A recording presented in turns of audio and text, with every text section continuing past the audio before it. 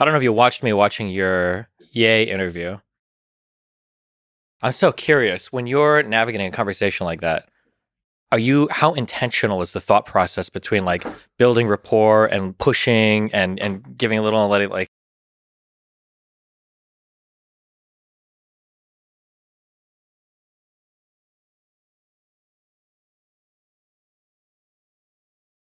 there's a really complicated dance between letting somebody share their full story versus letting somebody like essentially I guess like proselytize your audience and it's like okay hold on let's take a minute here but yeah I used to be 4 or 5 years ago it was attack attack attack attack attack whatever you said and now I'm leaning way more towards the like okay well tell me how you feel about everything and then we'll go from there so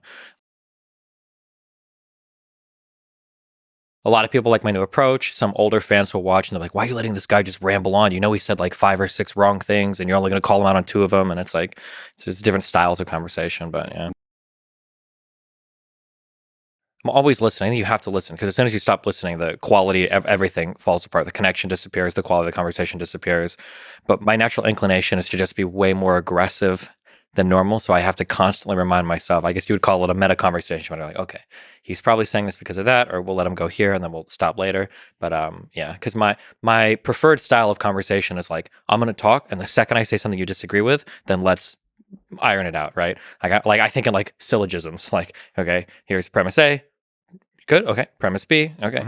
And then conclusion. And then as long as we're both deductively sound, we're not crazy, no psychosis, then we're going to agree on everything.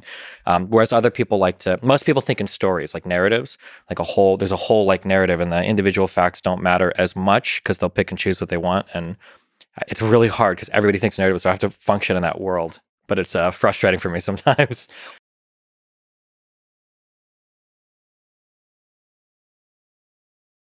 But I'm never like a mentor. I'm not gonna sit there and like tell you like, oh, do this or that or that or that, because like I don't know if you're gonna listen to me, and I don't want to condescend to you. And you figure stuff out. And I'll be here if you want to talk about it. But yeah,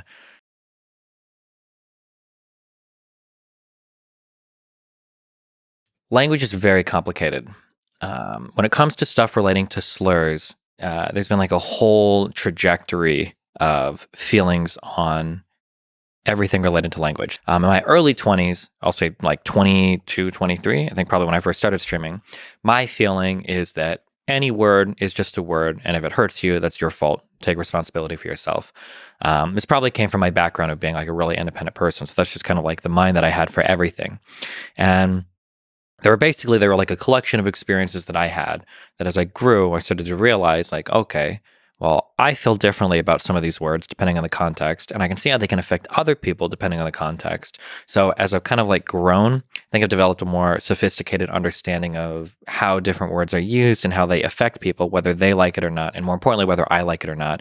And that words can, even if I don't want it to be, they can be a vehicle for emboldening certain types of ideas that I don't want to embolden. And yeah, that's kind of been the whole like growth. I've been lucky that in the time that I came up on the internet, I was able to learn these lessons, because if I was trying to learn those same lessons today, I would have been completely destroyed because I had insane views on language like 10 years ago.